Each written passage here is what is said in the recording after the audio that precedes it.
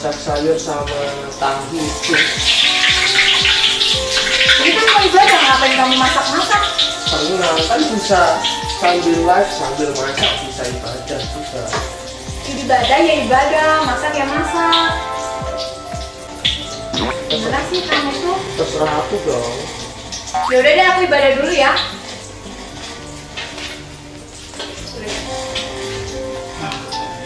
Mau mulai ibadahnya.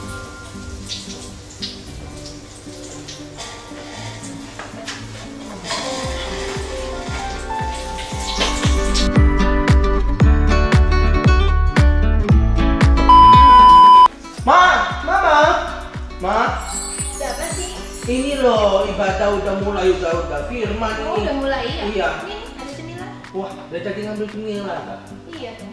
Oh, enak ini. Iya. Bikin sendiri apa beli? Buat sendiri dong. Wah, memang paling pintar. Pengertian lagi. Iya. Udah, kita dengerin ibadah dulu. Oke, Mama. Nih sambil makan.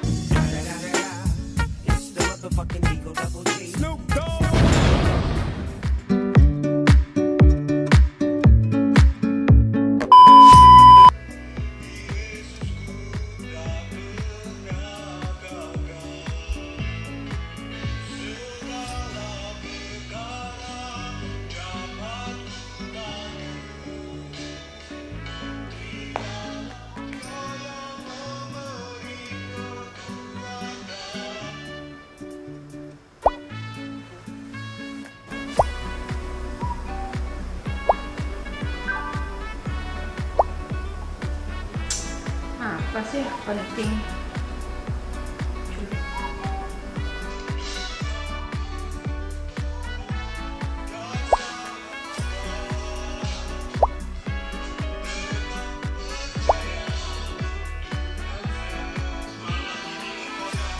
Mbak, ada orang di luar, Mbak. Mbak, iya Bu.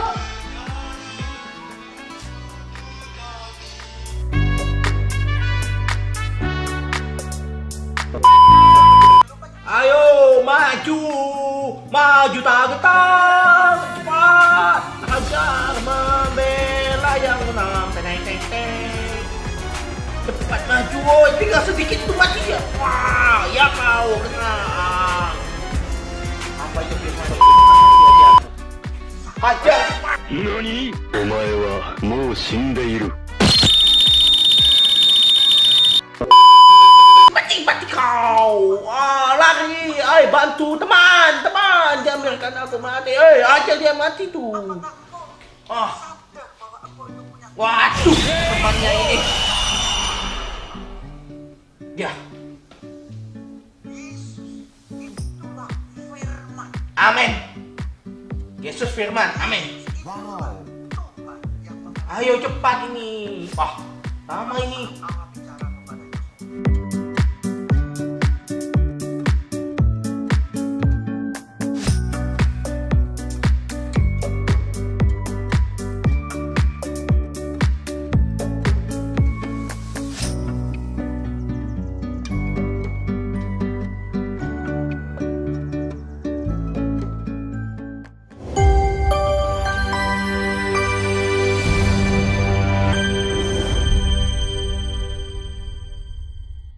Shalom, semua penuh dengan sukacita, amin. Saya percaya semuanya dipenuhi dengan sukacita. Mari kita satukan hati kita tundukkan kepala, kita berdoa. Terima kasih Tuhan Yesus, terima kasih Roh Kudus, buat penyertaan-Mu yang luar biasa dalam hidup kami. Sungguh kami bangga punya Allah seperti Engkau. Terima kasih Tuhan. Pada hari ini Tuhan kami rindu bersekutu dengan Engkau. Kami rindu menaikkan ucapan syukur kami. Kami rindu menikmati hadirat-Mu ya Tuhan. Terima kasih. Kami mau serahkan ibadah ini dari awal, pertengahan hingga akhirnya, hanya di dalam satu nama yang penuh kuasa, yaitu Tuhan Yesus namanya. Hanya di dalam nama-Mu. Haleluya. Amin.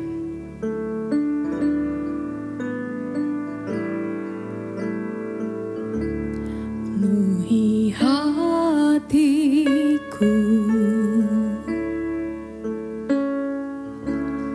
dengan hadir-Mu,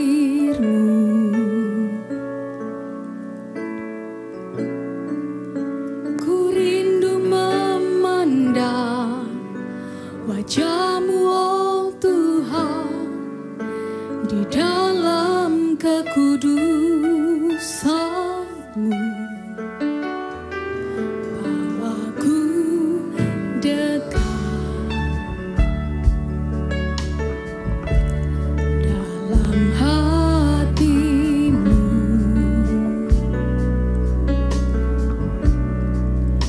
Ku rindu mendengar suara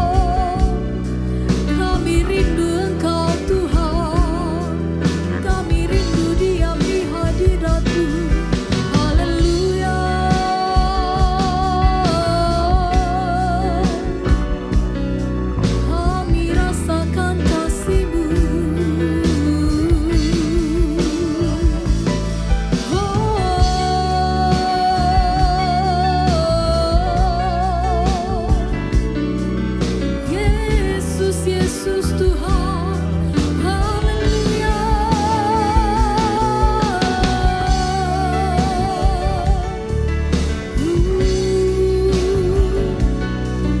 Sungguh ini setiap kami ya Tuhan. Ini kami yang rindu. Kami rindu menikmati hadirat-Mu. Kami rindu bersekutu dengan Engkau Tuhan.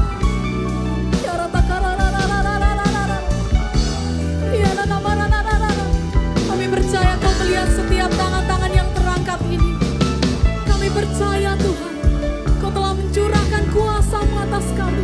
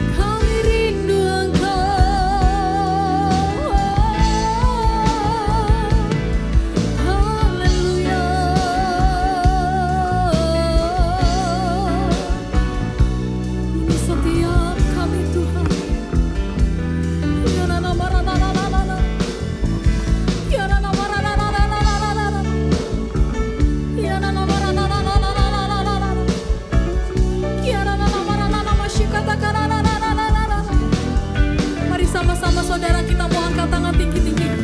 Rasakan kasih-Nya, rasakan hadirat-Nya. Sembah Dia.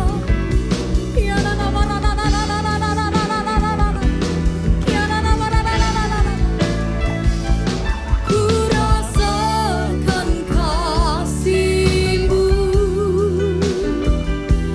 dan indahnya kekudusan-Mu. Dengan kasih-Mu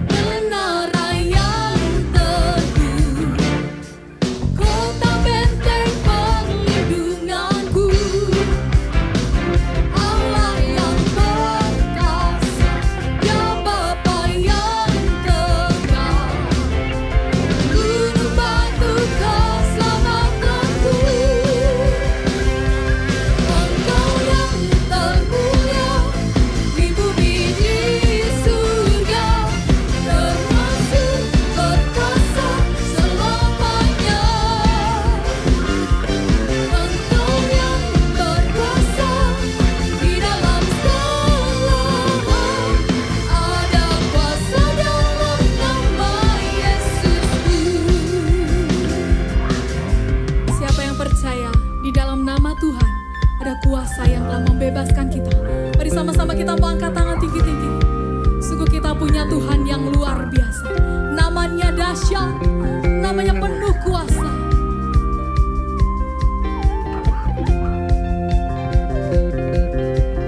Nama di atas segala nama, nama yang telah membebaskanku. Segala kuasa tunduk pada nama itu. Yesus Tuhan segala, Yesus Tuhan segala Tuhan. Nama di atas segala nama, nama yang telah membebaskanku. Segala kuasa tunduk pada nama itu. Yesus Raja segala raja. Engkau yang termulia di bumi di surga, termasuk berkuasa selamanya. Engkau yang berkuasa di dalam segala hal. Ada kuasa dalam nama Yesusku. Ada kuasa dalam nama Yesusku. Ada kuasa dalam nama Yesusku. Berikan sorak-sorai dahsyat untuk Tuhan kita.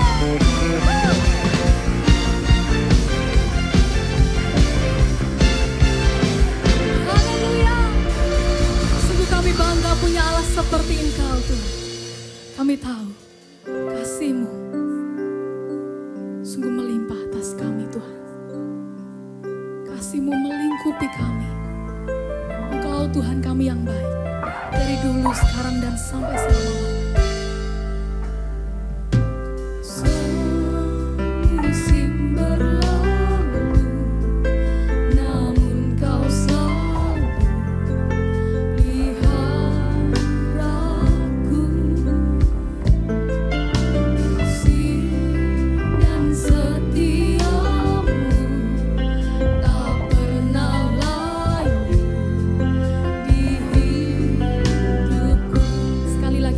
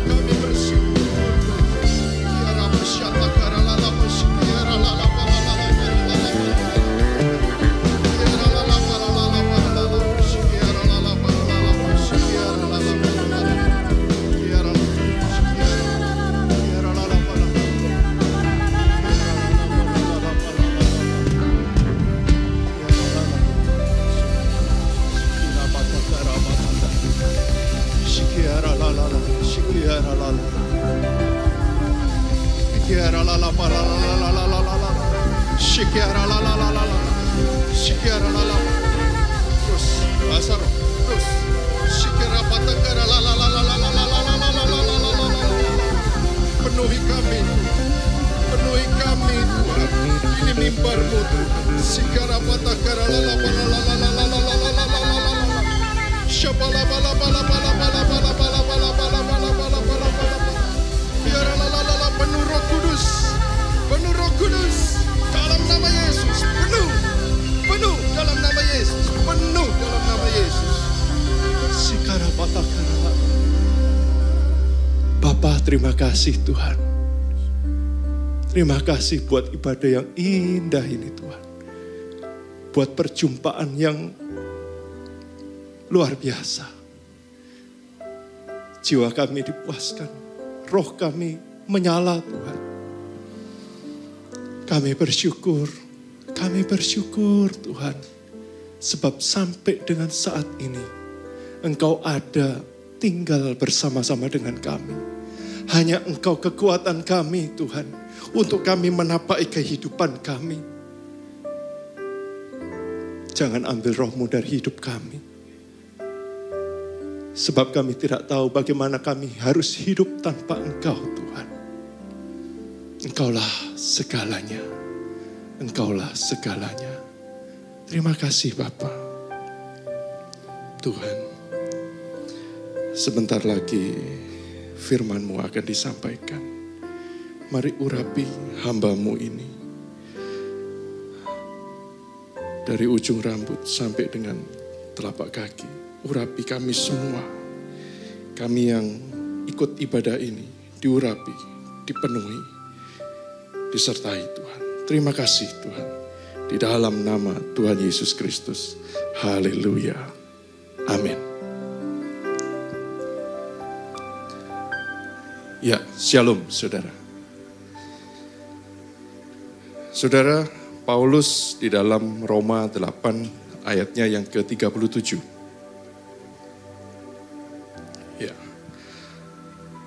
Tetapi dalam semuanya itu, kita lebih daripada orang-orang yang menang. Oleh Dia yang telah mengasihi kita. Puji Tuhan, saudara. Dikatakan di sini, kita lebih daripada orang-orang yang menang. Saudara, kenapa dikatakan demikian, saudara? Karena sesungguhnya bagi orang yang percaya, kehidupan ini adalah sebuah pertandingan. Ya, pertandingan iman, saudara. Ya, jadi karena pertandingan iman ini, saudara, kita perlu yang namanya kasih Tuhan. Ya.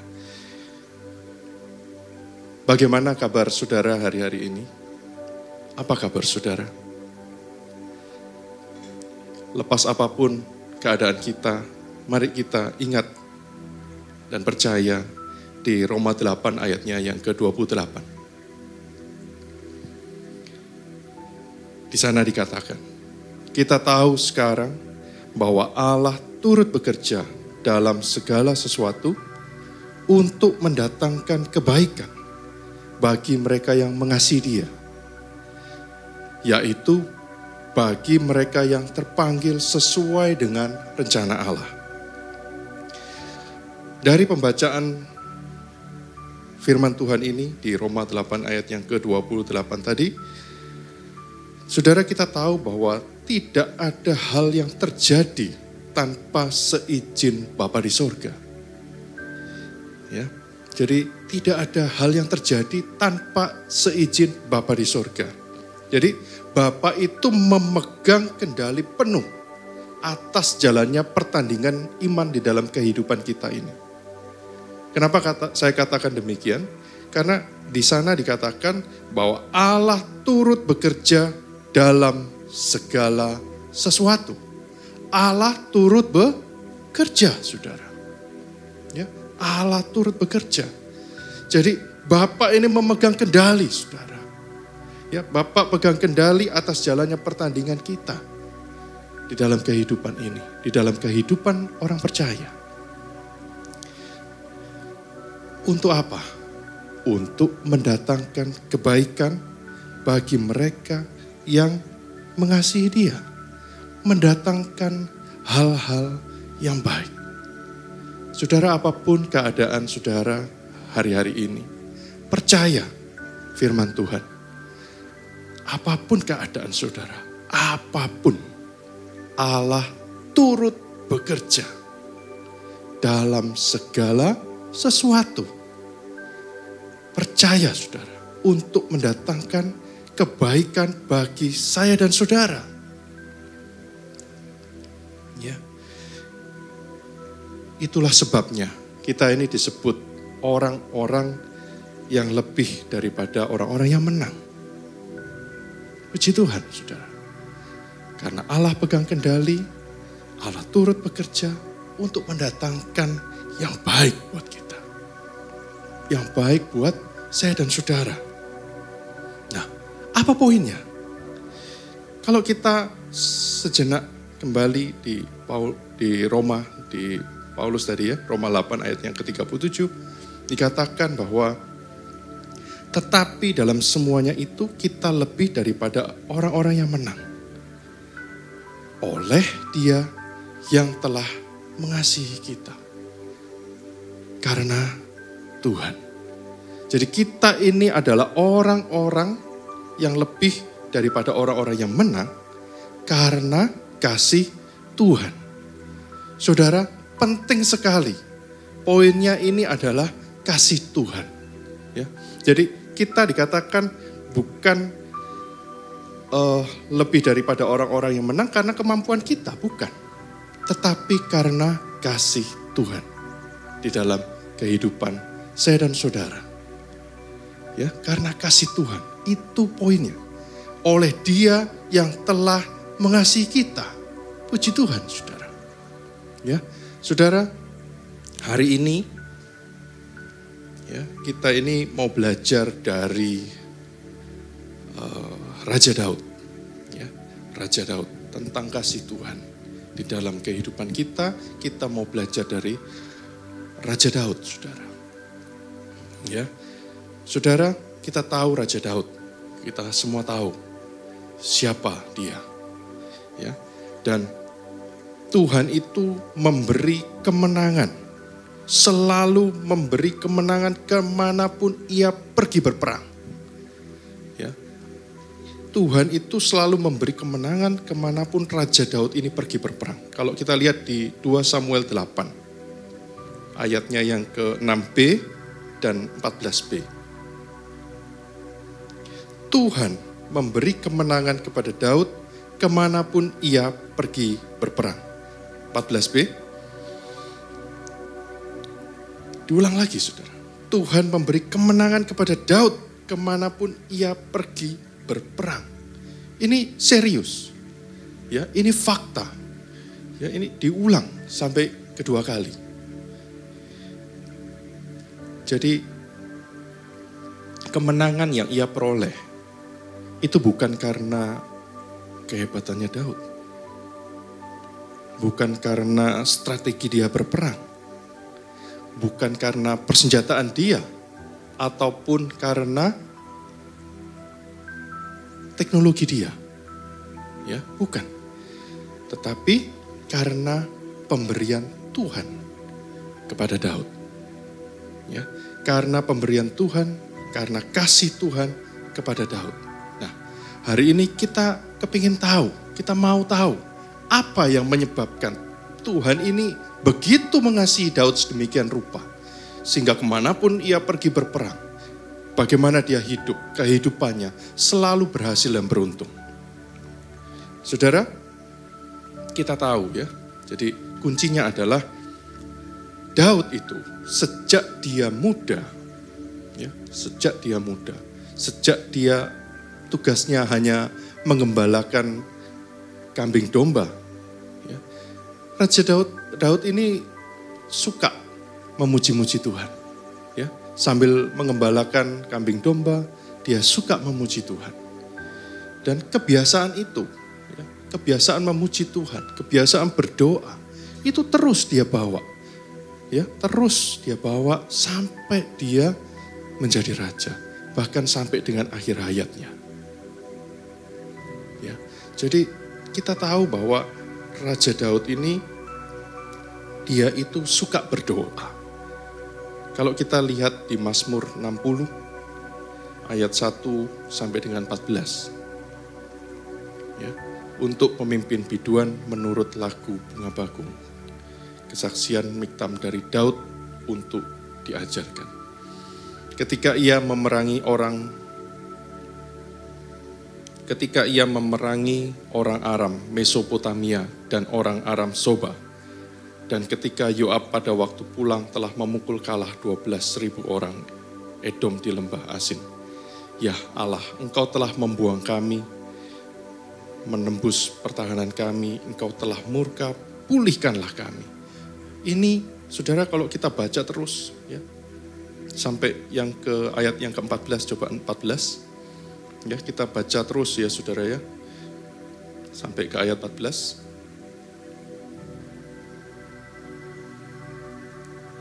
Ya, ini doa Daud memohon kemenangan kepada Tuhan. Dengan Allah akan kita lakukan perbuatan-perbuatan gagah perkasa. Sebab ia sendiri akan menginjak-injak para lawan kita. Puji Tuhan, saudara. Jadi doa Daud ini punya kuasa. Jadi sebelum dia pergi berperang, sebelum dia melakukan tugasnya, apapun juga. Ya, kalau kita lihat di Mazmur yang lain, banyak sekali doa-doanya Daud. Dia selalu berdoa terlebih dahulu. Dalam pergumulan kehidupannya, dia mengandalkan Tuhan. Dia berdoa. Ya. Dia berdoa karena Daud tahu. Daud punya pengalaman bahwa doa itu punya kuasa. Ya, doa itu ada kuasa doa. Puji Tuhan, saudara. Nah, jadi yang pertama kuncinya kenapa Tuhan selalu menyertai Daud dan dia selalu menang dalam peperangan. Itu karena dia suka berdoa. Dia suka bergaul dengan Tuhan. Dia suka menyembah Tuhan. Karena doa punya kuasa. Ya, ada kuasa doa, saudara. Apa yang saudara hadapi? Mari berdoa. Menyembah Tuhan. Utamakan Tuhan. Sampaikan keluh kesahmu, beban hidup, beban berat kepada Tuhan. Dalam bentuk doa. Ya, dan ucapan syukur. Bersyukur, senantiasa bersyukur, saudara. Sebab kita tahu bahwa rancangan Tuhan itu tidak pernah rancangan kecelakaan. Tidak pernah. Rancangan Tuhan adalah rancangan damai sejahtera, sukacita, dan masa depan yang penuh dengan pengharapan. Oleh karena itu, kita ini mesti senantiasa selalu bersyukur kepada Tuhan. Karena lewat apa yang terjadi, saudara, Allah turut bekerja. Allah turut bekerja untuk mendatangkan kebaikan bagi saya dan saudara. Percaya, saudara. Percaya bahwa Allah itu baik. Apapun musim kehidupan kita, apapun yang kita alami. Ya. Saat susah, saat senang, selalu kita berdoa, mengucap syukur kepada Tuhan. Puji Tuhan, saudara. Karena disitulah letak kekuatan orang-orang yang percaya. Kalau kita di luar daripada kebiasaan kita berdoa, menyembah Tuhan, bergaul dengan Tuhan, kita akan lemah. Ya, roh kita akan lemah, saudara. Roh kita akan lemah. Mari, bangun rohmu. Bangun, kita bangun roh kita sama-sama. Kita berdoa, kita memuji, kita menyembah Tuhan. Biar tangan Tuhan yang turun. Memberikan kemenangan kepada kita.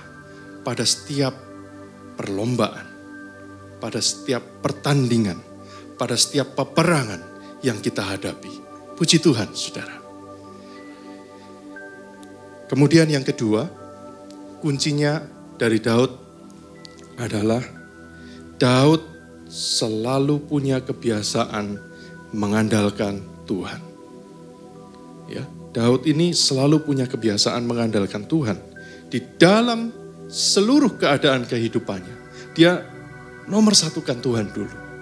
Ya, dia mengandalkan Tuhan itu luar biasa, saudara. Walaupun keadaannya sulit, ya, keadaannya sulit pun, Raja Daud itu selalu mengandalkan Tuhan. Mari saudara kita buka sama-sama tentang kejadian Daud di Siklag, ya. 1 Samuel 30 ayat 1 sampai dengan yang ke-20.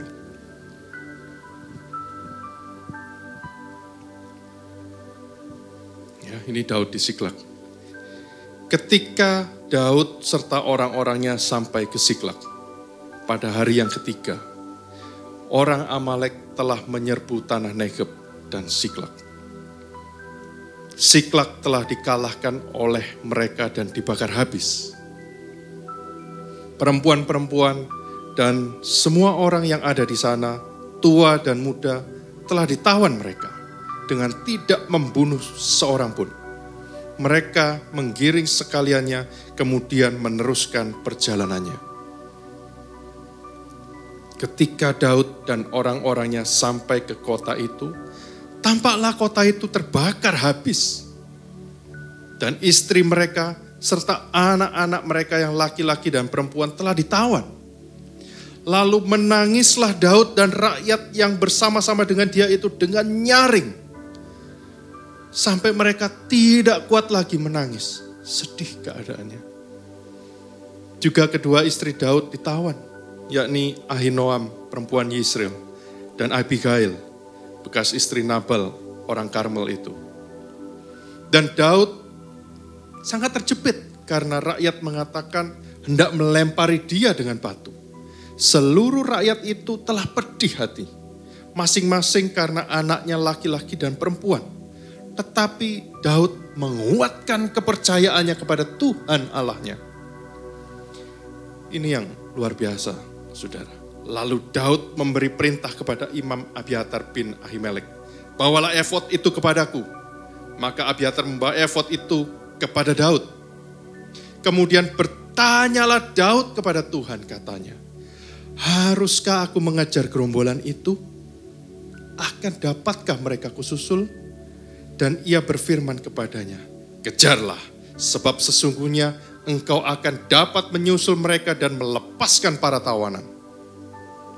Lalu pergilah Daud beserta ke-600 orang yang bersama-sama dengan dia. Dan sampailah mereka ke sungai Besor. Sementara orang-orang yang mau tinggal di belakang berhenti di sana. Maka Daud melanjutkan pengejaran itu beserta 400 orang. 200 orang yang terlalu lelah untuk menyeberangi sungai Besor itu berhenti di sana. Kemudian mereka menemui seorang Mesir di padang, lalu membawanya kepada Daud. Mereka memberi dia roti, lalu makanlah ia, kemudian mereka memberi dia minum air. Dan memberikan kepadanya sepotong kue ara dan 2 buah kue kismis. Dan setelah dimakannya, ia segar kembali. Sebab ia tidak makan dan minum selama 3 hari 3 malam. Kemudian bertanyalah Daud kepadanya, budak siapakah engkau dan dari manakah engkau? Jawabnya, aku ini seorang pemuda Mesir, budak kepunyaan seorang Amalek. Tuanku meninggalkan aku karena 3 hari yang lalu aku jatuh sakit. Kami telah menyerbu tanah Negeb orang Kreti dan daerah Yehuda dan tanah Negeb Kaleb dan Siklag telah kami bakar habis. Daud bertanya kepadanya, dapatkah engkau menunjukkan jalan kepadaku ke gerombolan itu? Katanya, bersumpahlah kepadaku demi Allah, bahwa engkau tidak akan membunuh aku dan tidak akan menyerahkan aku ke dalam tangan tuanku itu. Maka aku akan menunjukkan jalan kepadamu ke gerombolan itu.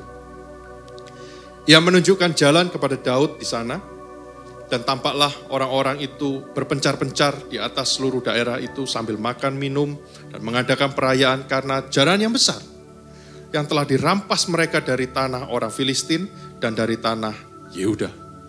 Dan pada keesokan harinya Daud menghancurkan mereka dari pagi-pagi buta sampai matahari terbenam. Tidak ada seorang pun dari mereka yang lolos, kecuali 400 orang muda yang melarikan diri dengan menunggang unta. Daud melepaskan semua apa yang dirampas oleh orang Amalek itu. Juga kedua istrinya dapat dilepaskan Daud. Tidak ada yang hilang pada mereka. Dari hal yang kecil sampai hal yang besar. Sampai anak laki-laki dan anak perempuan. Dan dari jarahan sampai segala sesuatu yang telah dirampas mereka, semuanya itu dibawa Daud kembali. Daud mengambil segala kambing domba dan lembu, semuanya itu digiring mereka di hadapannya, serta berkata, inilah jarahan Daud. Puji Tuhan. Ya, saudara, kejadian ini, kejadian Daud di Siklag ini adalah sebuah kejadian setelah Daud ini diusir raja-raja Filistin. Ya, jadi saudara tahu perasaannya orang diusir? Pasti ada sedih. Ya. Terus kemudian dia jalan sampai ke Siklag. Perjalanan itu tidak dengan kendaraan bermotor seperti sekarang. Ya. Dengan binatang mungkin, dengan jalan kaki. Capek saudara. Ada keletihan. Sampai ke Siklag ditemui segala sesuatunya hilang, terbakar, habis. Keluarganya pun sirna. Istri dan anak-anaknya telah ditawan. Harta benda dijara. Tidak ada yang baik yang dia lihat secara jasmani. Dan orang-orang yang mengikuti Daud marah. Sedih hatinya itu sampai marah, kecewa. Mau melempari Daud dengan batu. Saudara, dilempari dengan batu. Itu bicara nyawa, saudara. Bukan sembarangan. Dirajam batu itu habis, saudara. Dan kita tahu yang mengikuti Daud pun 600 orang. Kalau satu orang satu batu, batunya itu batu, saudara, bukan kerikil ya. Itu 600 kali habis pasti, saudara. Keselamatannya terancam. Tapi apa yang dilakukan oleh Daud? Ini membuat saya tergugah. Walaupun keselamatannya terancam, dia tetap mengandalkan Tuhan. Daud ini tetap mengandalkan Tuhan. Dia tetap berdoa, dia tetap bertanya kepada Tuhan. Tadi sudah kita baca, ambil efod itu, dia bertanya kepada Tuhan. Daud mengandalkan Tuhan di seluruh aspek kehidupannya. Walaupun keadaannya sedih, susah, mencekam sekalipun, Daud tetap mengandalkan Tuhan. Dan Tuhan membuat perjalanan Daud ini beruntung. Bagaimana tidak beruntung? Siapa yang menyana? Dia ketemu sama orang Mesir yang ditinggalkan majikannya. 3 hari 3 malam tidak makan. Keadaan gerombolan itu diketahui dari orang Mesir ini. Dia diberikan tahu kemana mereka, kemana Daud harus mengejar. Diberitahu, ini suatu keberuntungan yang luar biasa. Inilah Tuhan. Ketika kita mengandalkan Tuhan, saudara, hati Tuhan ini tergerak oleh belas kasihan. Tuhan akan turun tangan, membela saya dan saudara. Inilah Daud. Sampai perjalanannya berhasil. Luar biasa. Diberkati Tuhan. Dan kalau kita mau bedakan dengan Saul. Ya, mari kita bedakan antara, kita lihat ya, Daud dengan Saul. Kita tahu tadi tentang Daud. Sekarang kita lihat Saul. Saul waktu Filistin menyerang. Kita lihat di 1 Samuel 13 ayat ke-5 sampai 13. Adapun orang Filistin telah berkumpul untuk berperang melawan orang Israel. dengan 3.000 kereta, 6.000 orang pasukan berkuda dan pasukan berjalan kaki sebanyak pasir di tepi laut, mereka bergerak maju dan berkemah di Mikmas, di sebelah timur Bet Awen. Ketika dilihat orang-orang Israel bahwa mereka terjepit sebab rakyat memang terdesak, maka larilah rakyat bersembunyi ke gua, Keluk Batu, Bukit Batu, Liang Batu, dan Perigi. Malah ada orang Ibrani yang menyeberangi arungan sungai Yordan menuju tanah Gad dan Gilead, sedang Saul masih di Gilead dan seluruh rakyat mengikutinya dengan gemetar. Ketakutan, saudara. Ia menuju 7 hari lamanya sampai waktu yang ditentukan Samuel. Tetapi ketika Samuel tidak datang ke Gilead, mulailah rakyat itu berserak-serak meninggalkan dia. Sebab itu Saul berkata, bawalah kepadaku korban bakaran dan korban keselamatan itu. Lalu ia mempersembahkan korban bakaran. Baru saja ia habis mempersembahkan korban bakaran, maka tampaklah Samuel datang. Saul pergi menyongsongnya untuk memberi salam kepadanya. Tetapi kata Samuel, apa yang telah kau perbuat? Jawab Saul, karena aku melihat rakyat itu berserak-serak meninggalkan aku, dan engkau tidak datang pada waktu yang telah ditentukan, padahal orang Filistin telah berkumpul di Mikmas. Maka pikirku, sebentar lagi orang Filistin akan menyerang aku di Gilgal, padahal aku belum memohonkan belas kasihan Tuhan. Sebab itu aku memberanikan diri lalu mempersembahkan korban bakaran.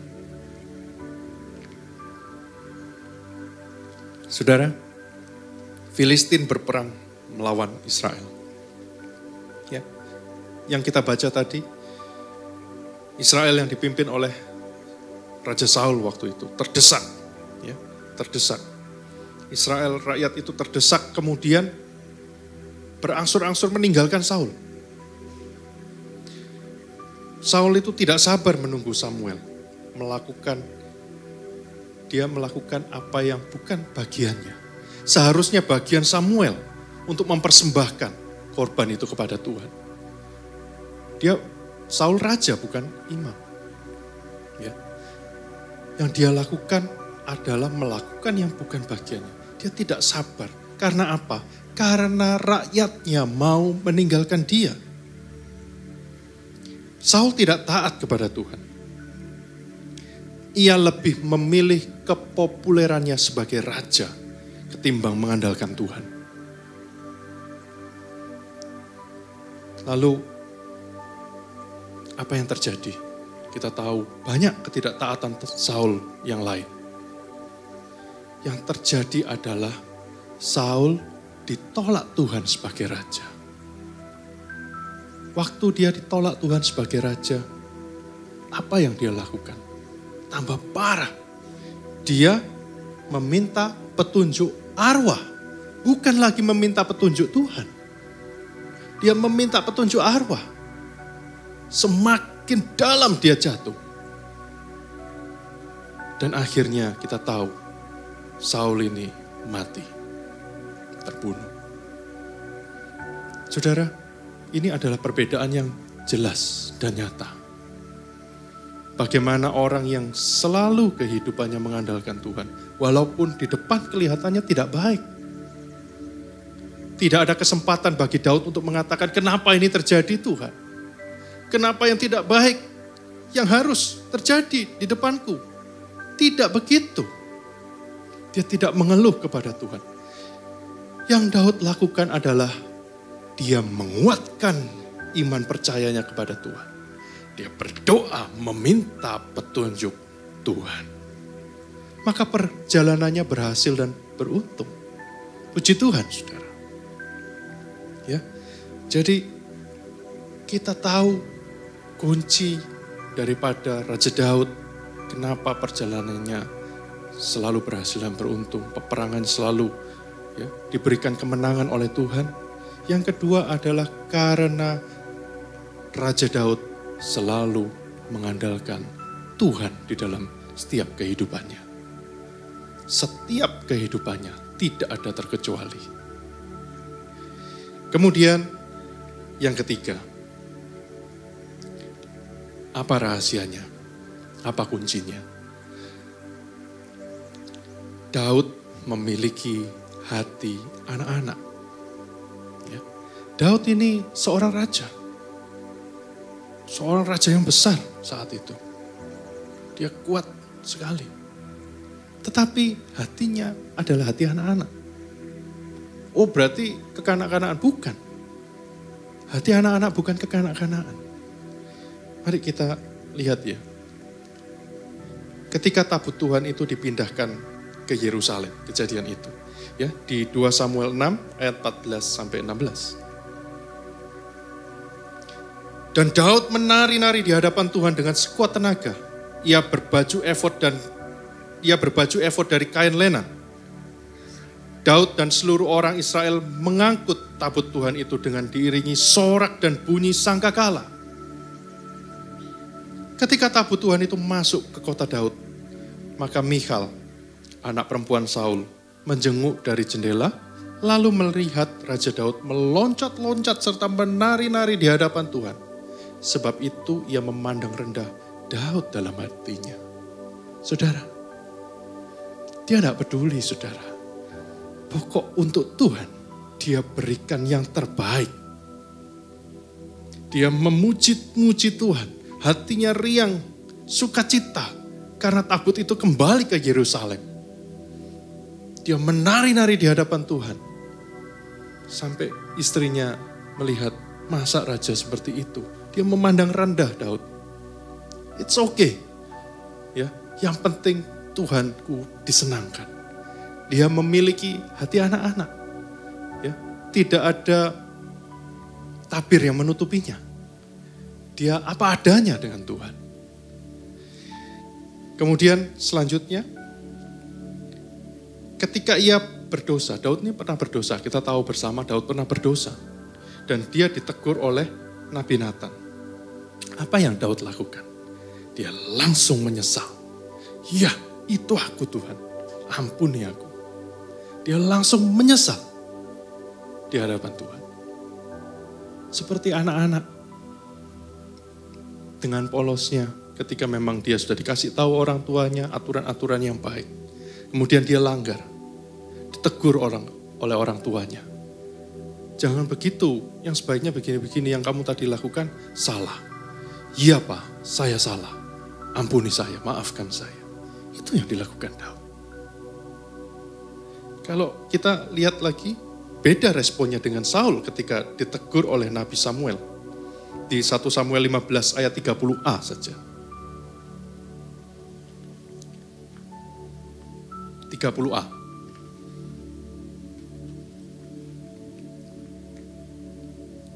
Tetapi kata Saul, aku telah berdosa. Tetapi tunjukkanlah juga hormatmu kepadaku. Sekarang di depan tua-tua bangsaku dan di depan orang Israel. Sangat beda responnya. Daud tidak ada tetapi. Kalimatnya tidak bersayap. Selesai, saya salah Tuhan. Saya minta ampun, saya bertobat Tuhan. Saya salah. Saul, ya saya memang salah, tapi saya raja loh. Beda saudara. Ya, jadi itulah pentingnya kita memiliki hati anak-anak. Polos, ya, bersedia menerima didikan orang tuanya. Itulah anak-anak. Anak-anak itu bersedia menerima didikan orang tuanya. Jadi, saudara, ketika kita berhadapan dengan Tuhan, ya, kita ini mesti mengosongkan diri kita. Ya, kita mengosongkan diri kita. Laksana seperti cawan. Ya. Kita lupakan segala pencapaian kita, saudara. Ya. Kita tidak pedulikan segala pencapaian kita. Kedudukan kita kah, harta benda kita kah, kekayaan kita kah, apa yang telah kita peroleh, kita kosongkan. Apa sih maksudnya kosongkan? Dalam bahasa Inggris saya temukan bagus. Empty out. Empty out. dibuang keluar. Sudah, tidak pedulikan itu saudara. Supaya cawan ini kosong lagi dan siap diisi oleh didikan Tuhan. Itulah Daud, itulah hati anak-anak. Dia siap menerima didikan orang tuanya. Puji Tuhan. Jadi mengosongkan diri itu penting di hadapan Tuhan. Kita mengosongkan kehidupan kita. Ya. Lihat kejadian orang kaya itu. Saya sudah lakukan ini, saya sudah melakukan itu, saya sudah ini, saya sudah itu. Kurang apa lagi Tuhan Yesus? Jualah semua hartamu dan ikutlah aku. Itu yang tidak bisa. Itu yang tidak bisa dilakukan.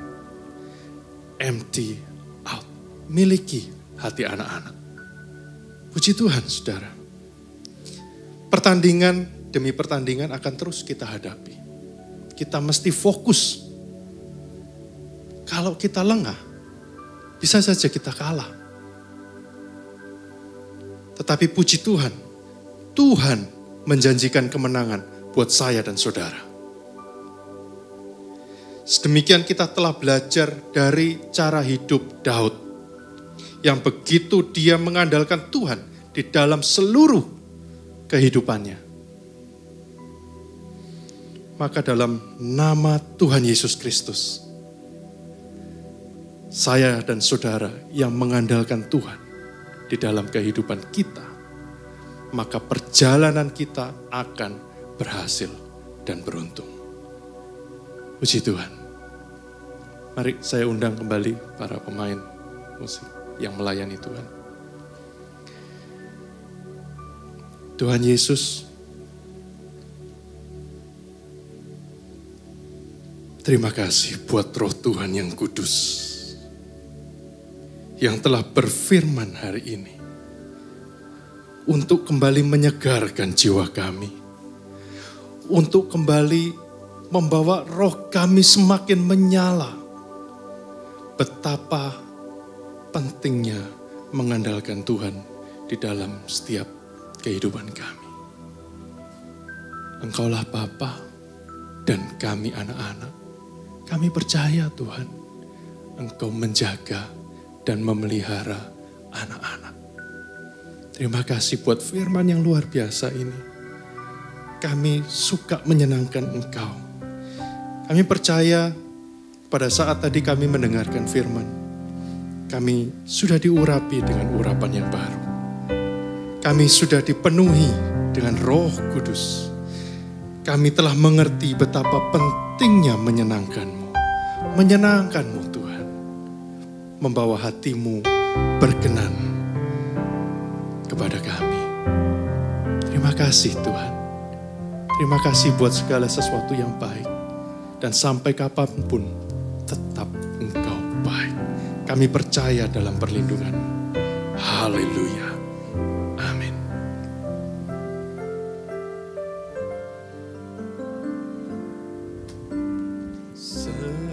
Semusim berlalu, namun Kau selalu peliharaku. Kasih dan setia-Mu tak pernah layu di hidupku. Lebih luas dari samudra, kebaikan-Mu Bapa takkan habis di hidupku. Lebih tinggi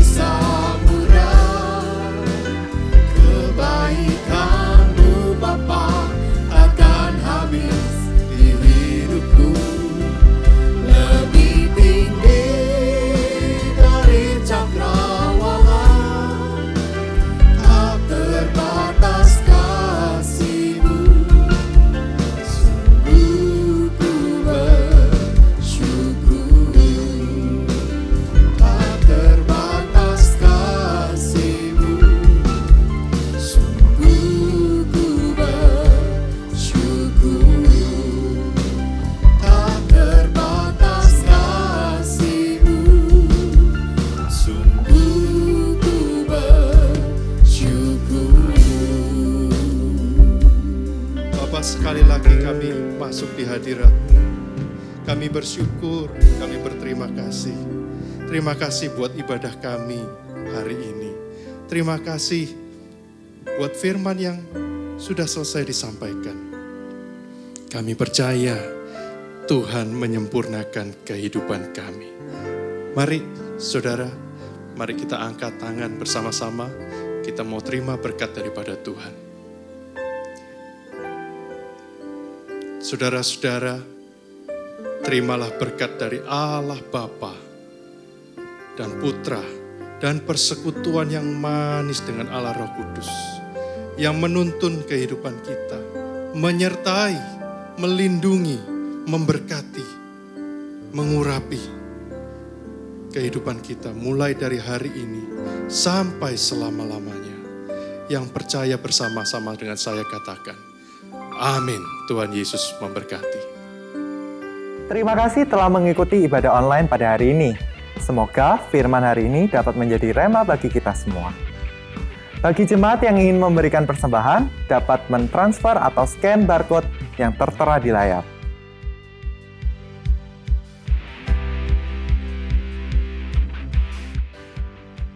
Kami mengadakan ibadah FA setiap hari Senin menggunakan aplikasi Zoom. Jika Anda mengalami kesulitan, dapat menghubungi Gembala FA yang ada di website kami. Bagi saudara yang ingin didoakan atau konseling, dapat menghubungi di nomor yang tertera di layar.